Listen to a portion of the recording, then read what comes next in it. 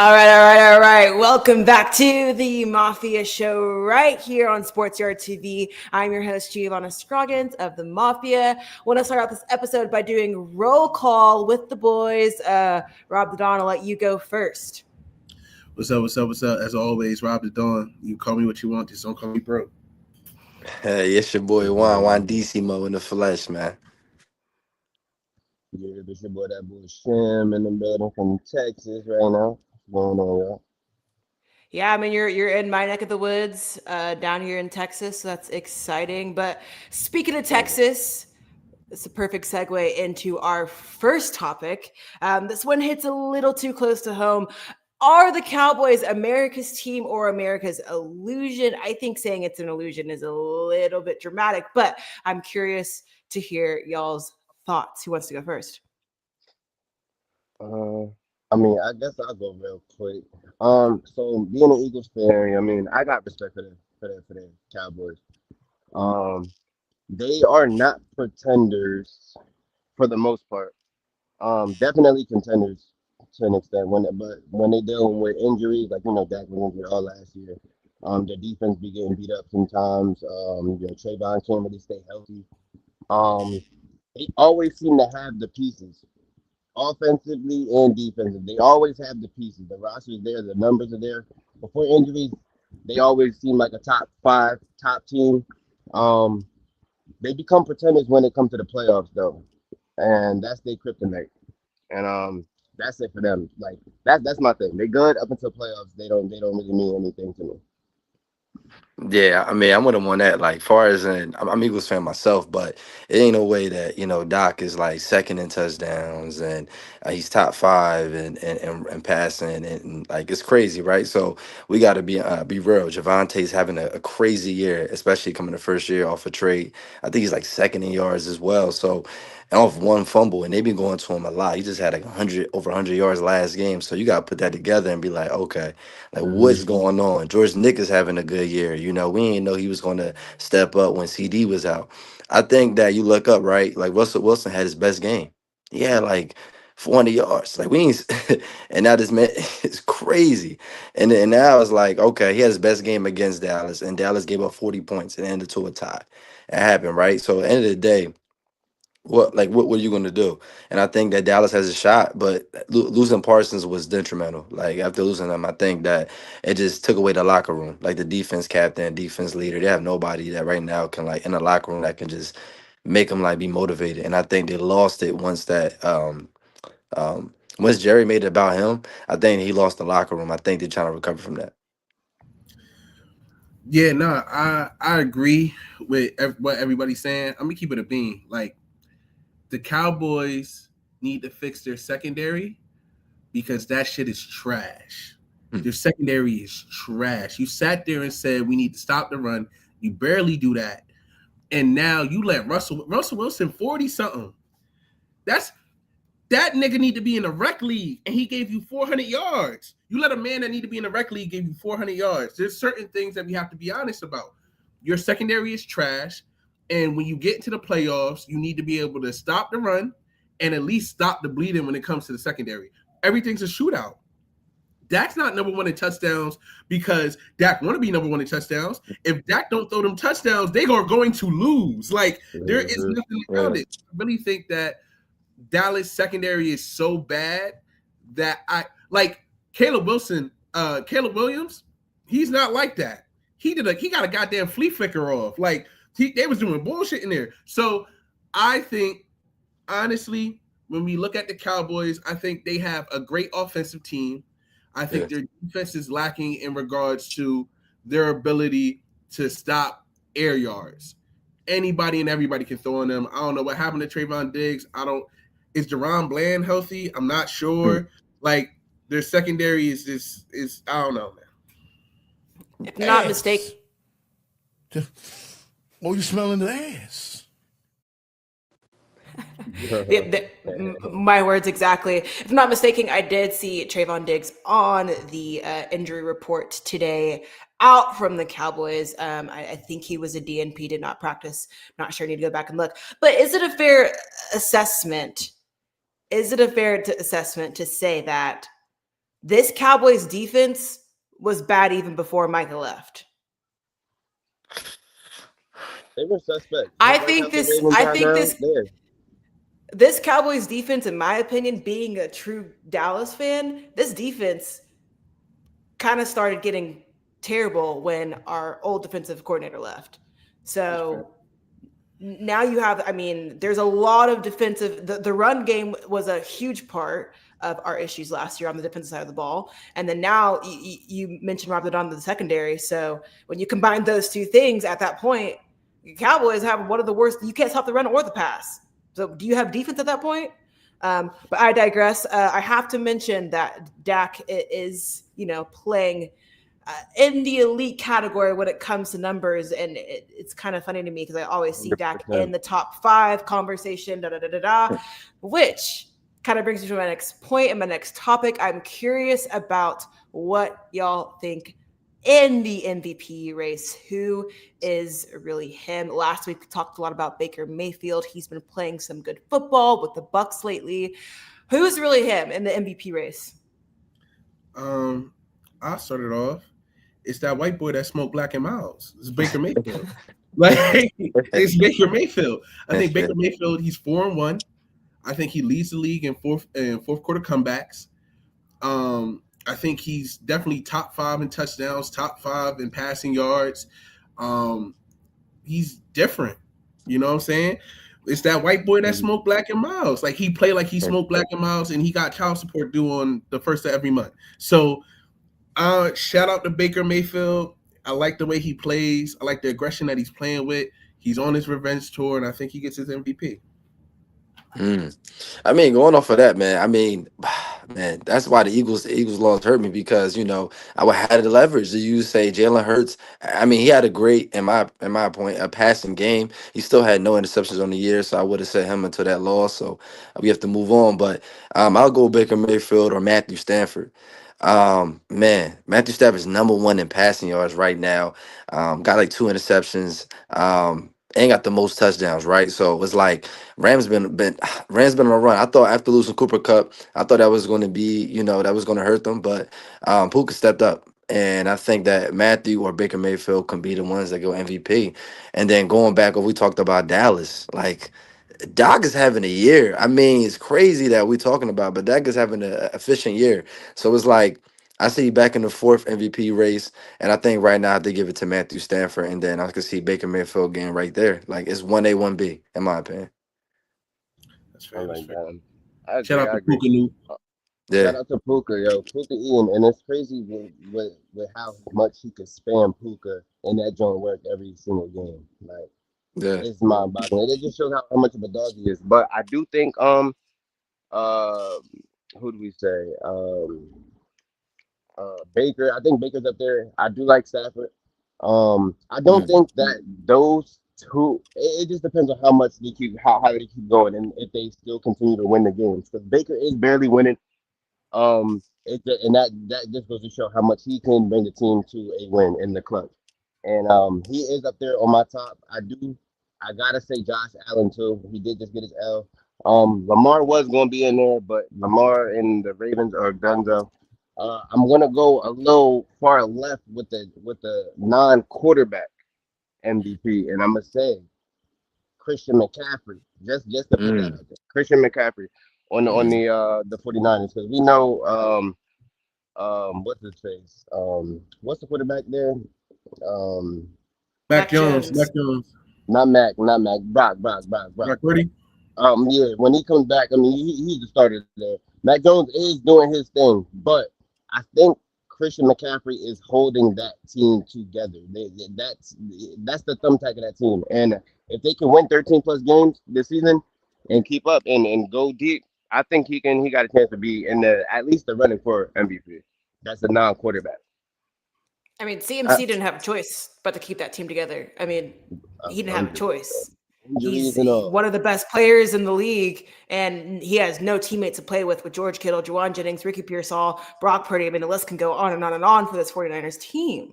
So kind of has to be, but I might agree with that on the MVP conversation. Any other thoughts? I I mean, like think to add, my fault. I oh, made no, to add, man. That hurts me because like I could have picked Christian McCaffrey, my fantasy dog, and I picked Jalen Hurts like a youngin.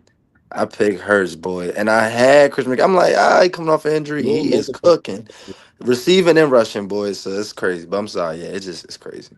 that's nah. that. If we gonna talk about non-quarterback MVPs, it's Puka Nakua.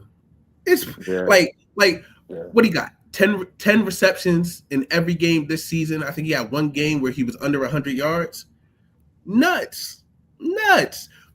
He's getting double. He's been getting double since like week 2. And he's like, I don't care. Throw me the ball. I'm stronger than you. I'm faster than you. I'm doing you dirty. So like, if we want to talk about a non-quarterback MVP, I would go Puka before I go Christian McCaffrey because McCaffrey's numbers are like, you know, 60 yards receiving, 50 yards rushing. You know what I'm saying? Like, Mm-hmm.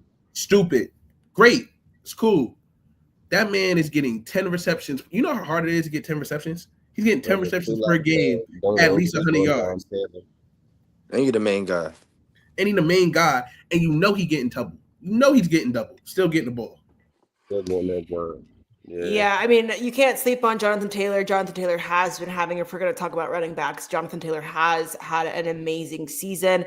Bijan, there's some growing pains with the Falcons, so I don't know if I would go as far to put Bijan in the MVP conversation, although he is good. If I want to throw out one, it's going to be a quarterback, uh, out of left field, not MVP because of talent and ability, but MVP because of just history in the league.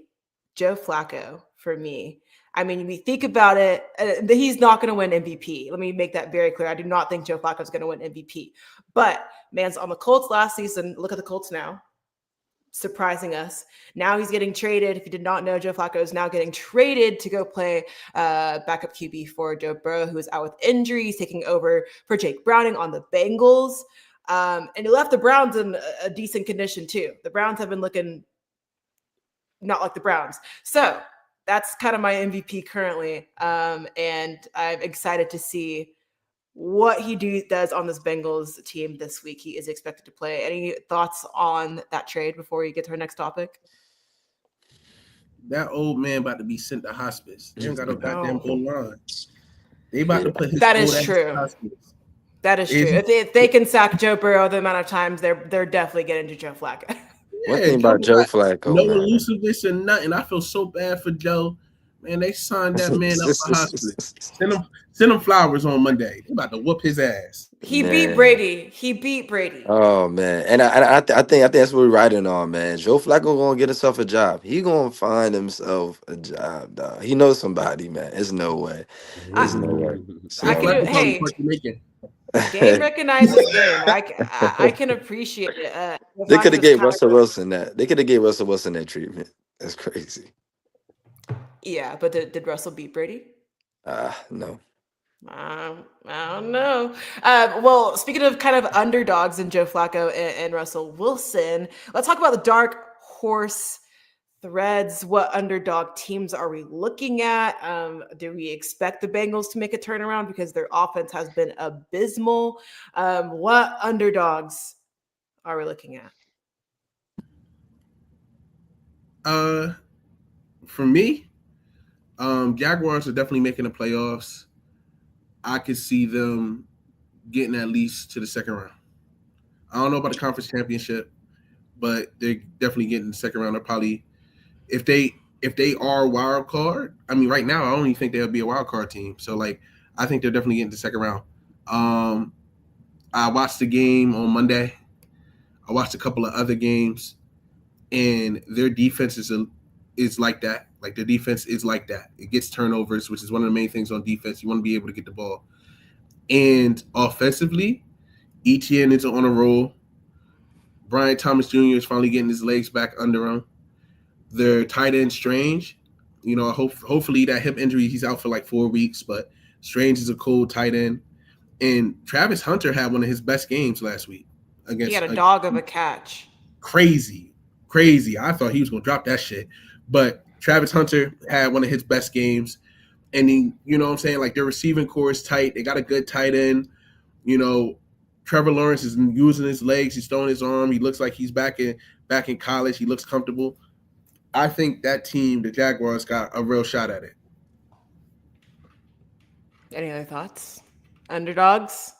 Um, I like I the mean, Jags though. Jags is nice. Jags is nice. I do low key think that they're gonna start tanking like they normally do. They are excited right now. They are playing a couple teams that haven't, like Chiefs. Chiefs are beat up. That was a great game. They really shouldn't have won that joint. My man fell down on the ground and everything twice. Got up, scored that joint. Um, that game was a bunch of anything. Like, what they didn't somebody crib a 99-yard touchdown or something like that? Was that game? Anything. Like they shouldn't have won that, but their defense, like you said, they played great. They the defense wins games. If your defense is gonna step up every single Sunday or every game day, you're gonna win them games. But we got to see if Trevor. I'm low key. I ain't no Trevor hater, but I be down, bro. He hasn't given me that. Okay, he's really a dog. Him running on his feet though, that shows me like you got that dog in you. I like when niggas. I'm gonna take off. I'm gonna take these yards. But as far as like a dark horse, I gotta go with the Falcons. I just like I like Michael Penix a lot. I like Drake London, B. John. Um, I think their defense, once their defense tightens up things and the offense gets more comfortable, and I think they can start winning games. They're second. They only challenge in their division really is the Bucks, and the Bucks can. I Yeah. mean, they're going to just keep going for ever long. They got what the Panthers and then Saints. Ain't nobody worried about them. So I think the Falcons can do something.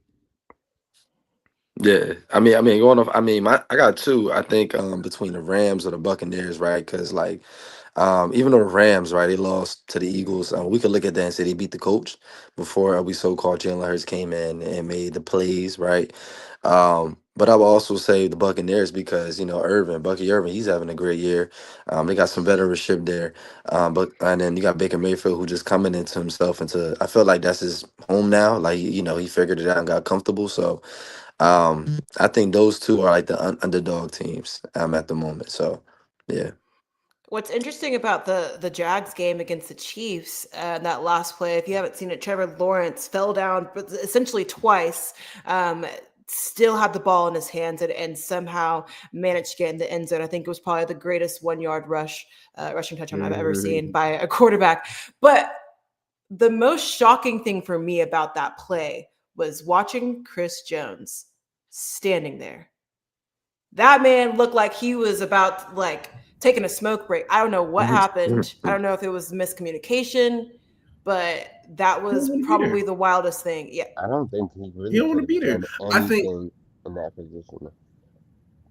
He was a my little bit bad, far. Sham. He Go was a ahead. little far. Now you good. I was just saying. I really like. I see, he should have been running towards that jump, but I don't think that he could have done anything. And I don't think he wants to be there as well, like how you said. So you can go ahead and say what you was about to Yeah, say. I don't think he want to be there. I mean, listen, if that was me, I'd have hopped up the cut like peroxide. I'd have been on his ass as soon as he fell because game over, game Yes. over. You hop Yeah. on him, game over. I think it was it fourth down or was it third or something like that. Either Yeah. way, you hop on them, it's game over. They have to score. They're down by 4. They can't kick a field goal. You hop on him, game over. You don't want to be there. I think the Chiefs up and down is really based upon their defense. Their defense be getting cooked. I don't know what's Yeah. up. Like Yeah. Mahomes looked like damn 2019 Lamar Jackson. He got to run for every damn touchdown. You got Mahomes using his legs more than he should. His wide receivers core is getting healthy. They're trying to get back. So he got some more weapons. Tyquan Thornton is doing his thing. Tyquan Thornton went crazy that game, by the way. I think he had like 90 Yeah. yards off 3 catches. Super crazy. You know, Xavier Worthy is back. You still got Maurice Brown. Juju finally put the fucking TikTok down. Now you want to learn how to catch passes. I appreciate that from Juju. So like, and Uh, then Travis Hunter. I mean, not Travis Hunter.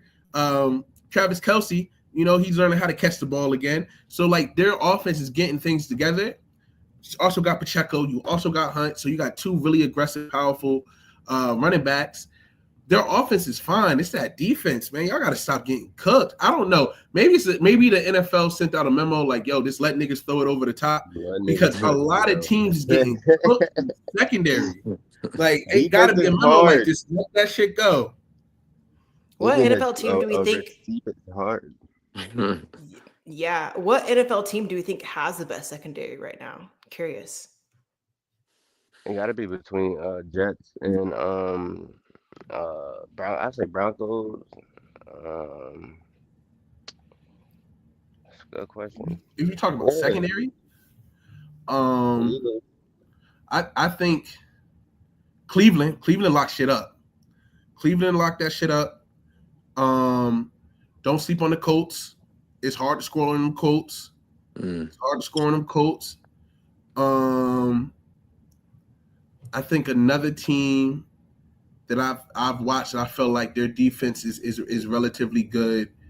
I think when they lock in the Patriots, I think the Patriots are still kind of hurt, but when they lock in the Patriots, it's relatively good.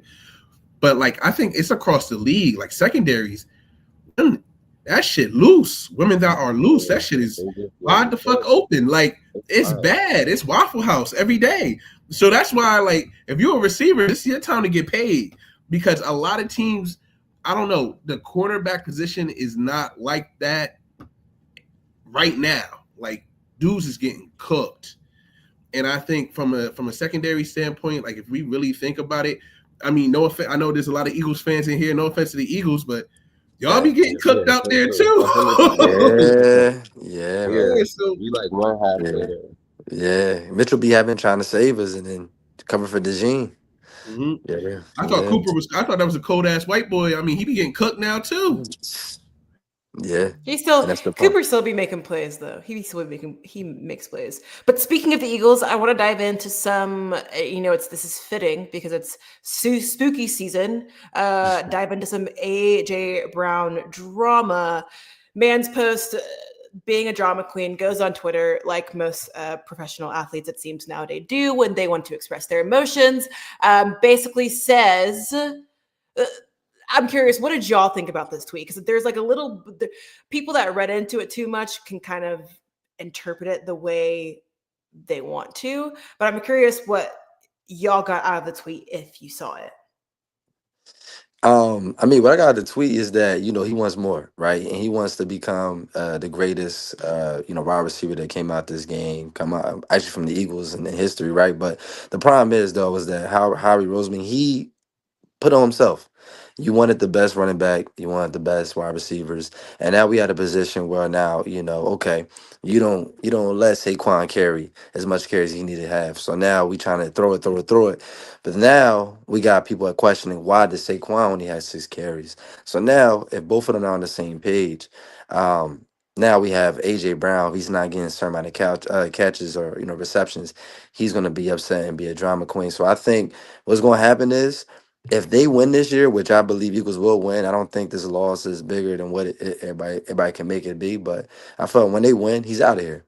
And I think he's going to move on to a quarterback that is throwing over 4,000 yards, that will make him the number one option, and that will make him just a more priority than everybody else. And that's what's going to happen. And if they don't win, then he might stay. But they're going to win this year, and he's going to be out of there.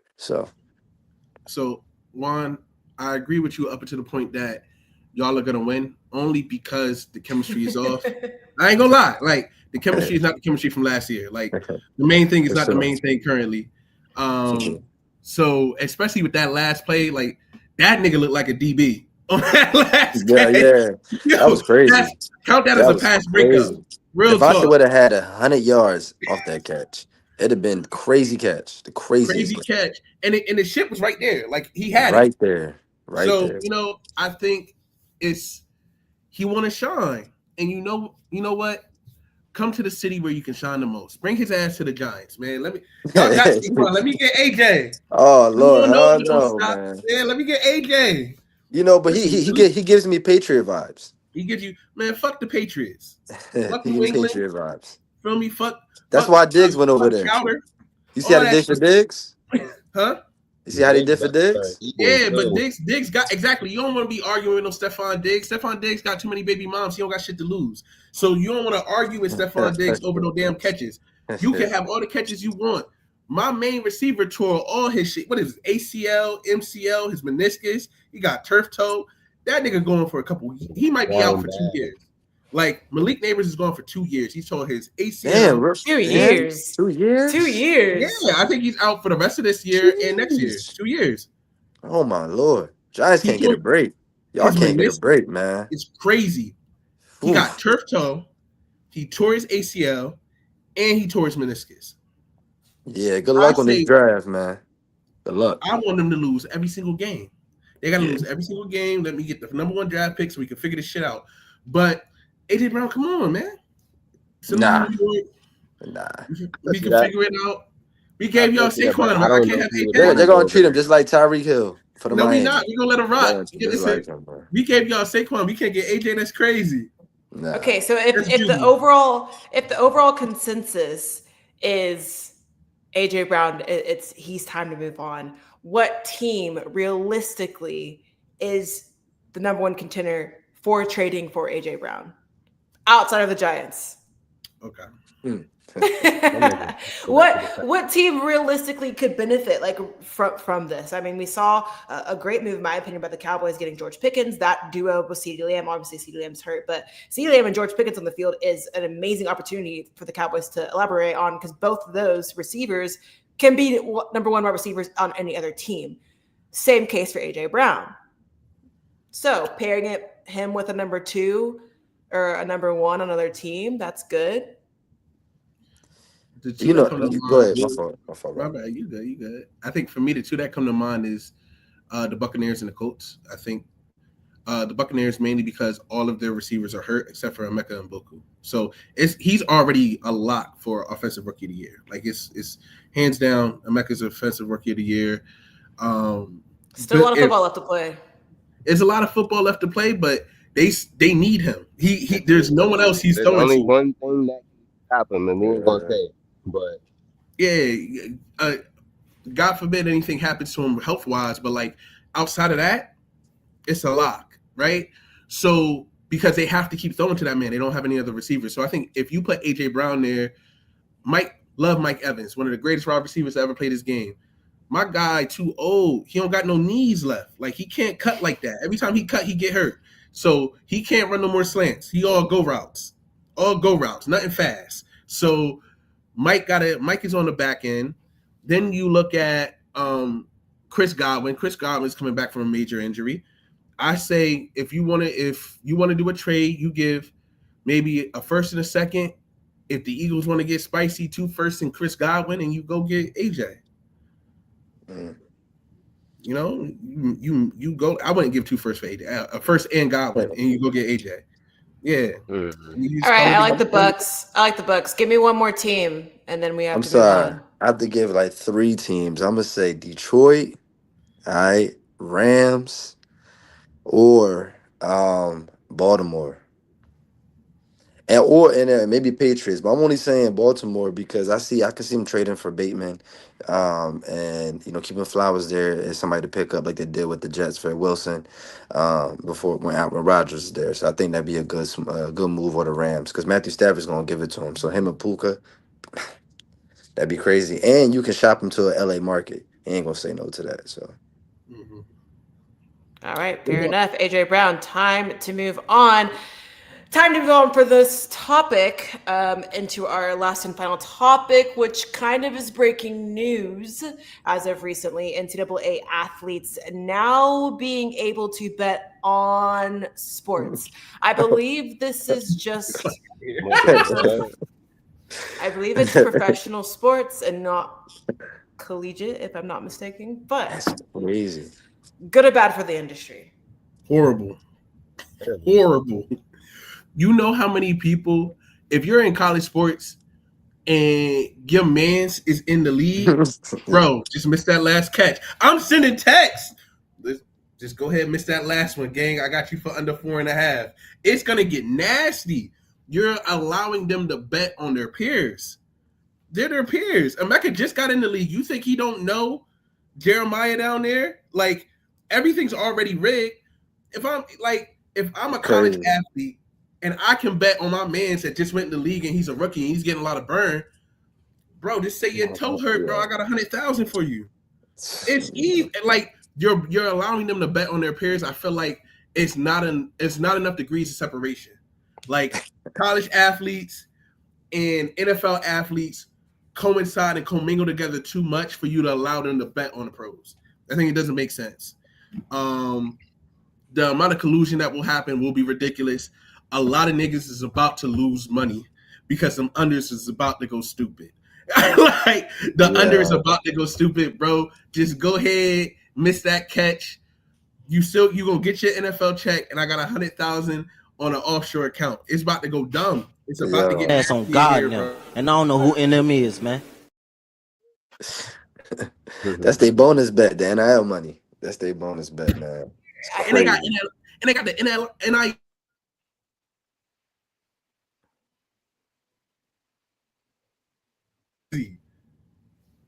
Here's where I think I have the issue, and Rob the Dom, you kind of alluded to this. Why are we treating collegiate athletes like they're professional athletes? With the NIL, and like, do I think they should be getting paid for their services? Yeah, of course. But the line between the levels has gone from here to here. And I think that's kind of why we're also seeing a shift in culture when it comes to these players, because they don't have to tough it out. They don't have to go through it. They don't have to learn lessons. There's a bigger conversation within this one thing. But I definitely have to agree with you on like the lines being blurred a little bit too much between the collegiate athletes and the professional athletes. Any other thoughts on this, good or bad, from the industry? I mean, going off on that, right? I think that that college, like, well, going college athletes are getting paid, and I think because owners, right, they look at these players 5, 6 years down the line, like projecting them. So if you go to a Duke, you go to Ohio State, or you might skip, you might go to overtime, right? They start projecting, okay, like this guy by this time is going to be the best, right? So you look at Jason Tatum, Zion Williamson, most of the guys that went to Duke. Okay, so I feel like when you look at college, that's like their feeder for NBA. Because maybe we didn't have the college, then it's where we're gonna go to China, we're going to different areas, we're going to the city. They don't want to go fish for them. So then NCAA is, I think, like, okay, we might as well fade them now because we see now if they don't come to NBA, they can go to overtime, they can go somewhere else, and they can build another platform. So they still try to keep those core NBA guys that they think can really be legends one day. So I think it's good, but it's going to be bad for addiction. I think it's going to increase betting addiction in college athletes and college kids. So it might distract them from a lot of things. So we don't know. It's going to introduce kids to betting at this point now. So I don't think it's right for kids to be introduced like this. But that's just me. Yeah, I feel that. I feel like they already exposed to it though. And on the low, there's so many people. I know a lot of young bulls that already be on blackjack and sports betting and all that, Damn, asking me for a lot. Like, nigga, jeez, how you on the app, bro? Who's joining you using? it's But crazy. so like, and obviously I don't condone underage gambling at that, and Yeah. even gambling itself is already a risk. But Yeah. as far as the college kids betting and stuff, yeah, it's an issue like how y'all saying it because everything's rigged. It's gonna be rigged regardless. These niggas is already betting. There's niggas in the league that's already getting caught betting already. So I feel like for it to be publicized, um, that's what making it a big deal. But on the low, it's not that deep. As far as the NIL deals though, how they're getting paid like professionals, the only thing I could say to advocate for that is the health risk, the life. Like you could die playing football in college. Like you can lose your leg, you could lose your arm. You can take a toll on your body or in your life. So I feel like that's a good thing to have for them to get paid.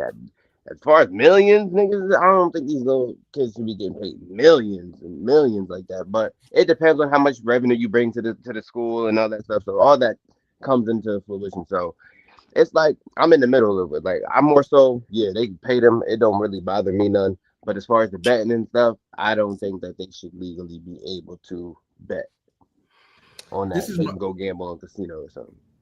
I got one more point on it, and this is going to be a major issue that we're going to see. You already got major athletes catching real cases about this betting shit. If you're allowing them to bet in college, you really think they're gonna stop once they get into the league? Like let's really be honest. You're opening the door to allow them to bet in college on pro athletes. If you get on a roll and you're making $50,000 a year off bets because you have a large lump sum to kind of bet with because you got your NIL deals, and now you go into the league, you're just gonna send that money back to your man and be like, "Yo, put in these bets for me." And that's how a lot of athletes are getting caught up now. Yeah. So I think it's building negative habits, because if your goal is to be a pro, right, you cannot bet on sports as a pro. So you're building habits when it's legal and then telling them, all right, bro, you got to stop. That's like telling a motherfucker, yeah, you can drink, but once you get right here, yeah, you got to cut that off cold turkey. It's not going to work that way. And I think that it's creating a door to create negative habits for a population that'll eventually have to kick it cold turkey. Mind you, these kids are betting with the money. They're already making millions. So it's like, what's the point of placing the bet? At that point, it's literally just for fun. And at that point, there is a point. So, and you actually, that bullshit, you mentioned this, the Nico Maliava comes to mind with the NIL deal. Quarterback at UCLA, he anywhere from $1.5 to $1.75 million. UCLA just beat Penn State, and Penn State is now officially out of the AP top 25 poll with Texas. So interesting enough. So I guess it worked out for UCLA paying Amaliava, but I'm glad we're all kind of on the same boat when it comes to that topic. I think that's all we have for today's episode. Great conversation. Thanks for the boys for joining us. I'm your host, Giovanna Scroggins. I'll be back here not next week, but the week after for another awesome episode. Make sure you follow all over Sports Yard TV and the Mafia. See y'all next week.